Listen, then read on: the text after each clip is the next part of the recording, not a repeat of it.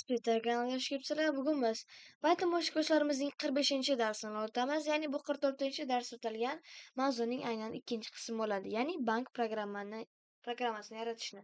Xo'p, keling, birinchi bo'lib oldingi darsimizda biz nimalar qilganimizni ko'rib chiqamiz. Ya'ni biz oldingi darsimizda quyidagi narsalarni qilib chiqdik.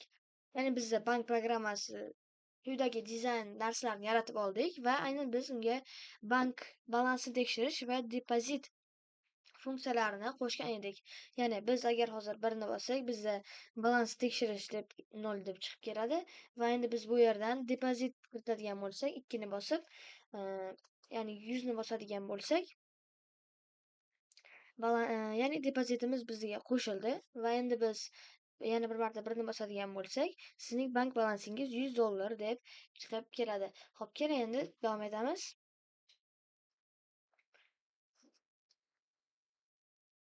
Hop, mana bu yerga olmoqchi emas, qo'ymoqchiga almashtiramiz. Va endi biz aynan keyingisi, ya'ni def pul olishga o'tamiz. Va buning uchun biz unga ham if deb yozamiz. If miqdor, ya'ni olinadigan miqdor katta bo'ladigan bo'lsa, depozitdan emas, aynan balansdan, ya'ni chunki biz balansdan yo'q pulni olmoqchi bo'lsak, ya'ni kreditga olmoqchi bo'lsak, kreditga emas, balansdagi pulni yechib olmoqchi bo'lsak, aynan u to'g'ri kelmaydi, chunki maksimum balansdan ko'p bo'lmasligi kerak. Va shuning uchun biz bu yerga pul balans deb yozamiz. Katta bo'lsa print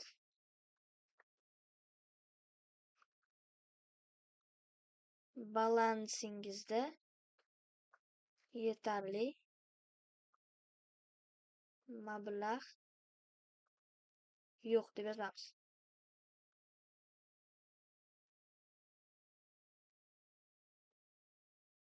Balansingizda yetarli mablag' yo'q deb yozib olamiz. Hop, keyin qiladigan ishimiz, biz birinchi mana bu yerga aynan miqdor deb yozib,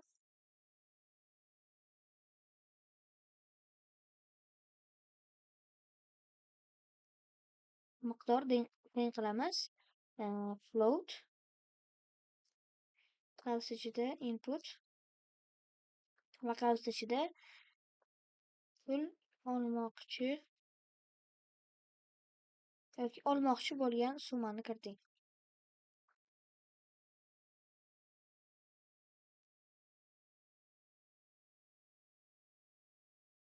Yozamiz va pastdan hop if yozdik va endi biz else yozamiz. Else ya'ni miqdor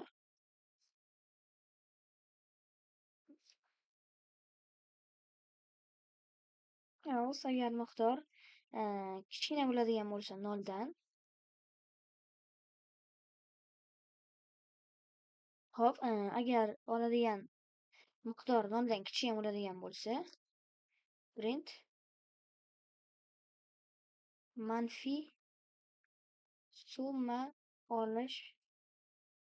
olib bo'lmaydi deb yozamiz. Va else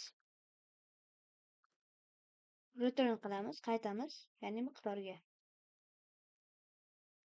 Xo'p, bizda pul olish ham tugadi va keling buni tekshirib ko'ramiz.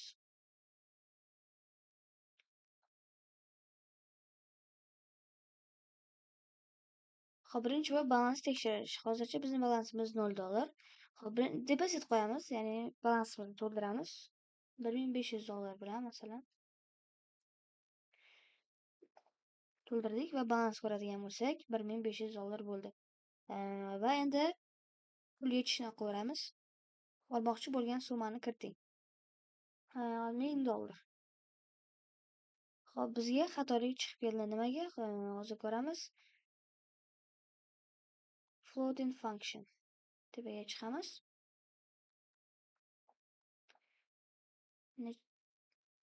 21-qat 19-qator. Xo'p, buning sababi esa aynan biz pastdagi, ya'ni if boshqa if funksiyamizda aynan mana bu asosiy bo'limdan biz aynan withdraw, ya'ni pul olganimizdan so'ng biz undan balansni ayirib tashlashimiz kerak bo'ladi. Ya'ni balansni pul olingan summadan ayirish kerak bo'ladi. Xo'p, va tepaga ham aynan biz pul balans yetarli mablag' bo'lmagandan keyin, ya'ni biz nolga qaytishimiz kerak bo'ladi. Chunki hech narsa olinmadi, xatolik bo'ldi. Demak, u yana nolga qaytishi kerak bo'ladi. Va endi barchasi to'g'ri ishlaydi. Ochamiz. Xo'p, bizning balansimiz $0. Depozit qilamiz. $2000 va endi pul hop 51-qator. Aynan balans emas, biz bu yerga balans yozishimiz kerak. Hop, keling boshqatdan depozit $1500 depozit va uchinchisidan olmoqchi bo'lgan summani kiriting $1000. Hop, yana hop, aynan bizda xatoliklardan biri bu. Aynan biz mana bu yerga balansni o'rniga biz pul balans yozgan ekanmiz, ammo bizda bu narsa aynan bizga hozir balans haqida ketayotgan edi va qolgan narsa o'zgarmadi, ya'ni barchasi o'z holida turdi. Hop, keyingisi, hop, keling bularni birinchi tekshirib ko'ramiz. Ana biz kodlarni yozib bo'ldik. Mana ko'rib turganingizdek, mana bularni ham ko'rishingiz mumkin. Ana faqatgina miqdor balansga o'zgardi va qolganlari hammasi o'zini joyida turibdi. Hop, balansni tekshirish, birinchi tekshiramiz, ya'ni bizning balansimiz $0 va ikkini bosamiz.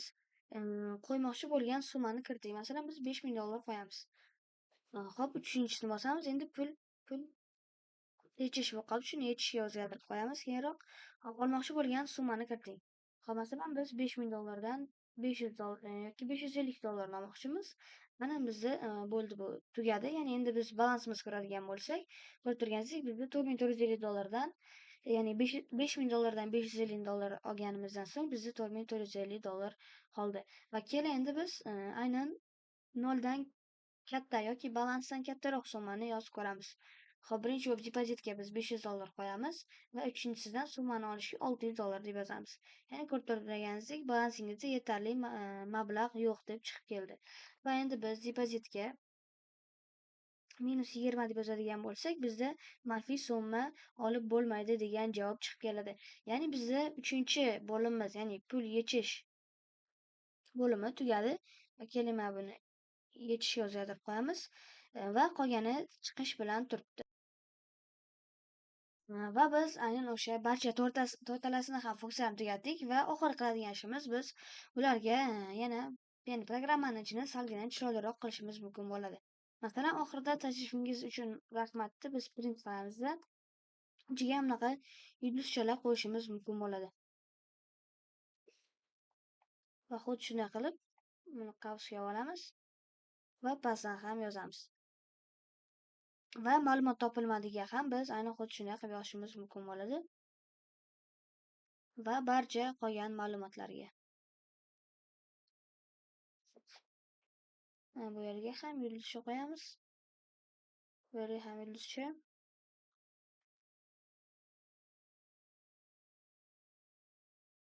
Va kelman bu yerga bitta joy tashlaymiz. Yoki shu kerak emas, undan ko'ra aynan chiziqlarni biz uzunroq qilishimiz mumkin bo'ladi. Va manfiy summa yozib bo'lmayligiga ham bezaklar berib chiqamiz.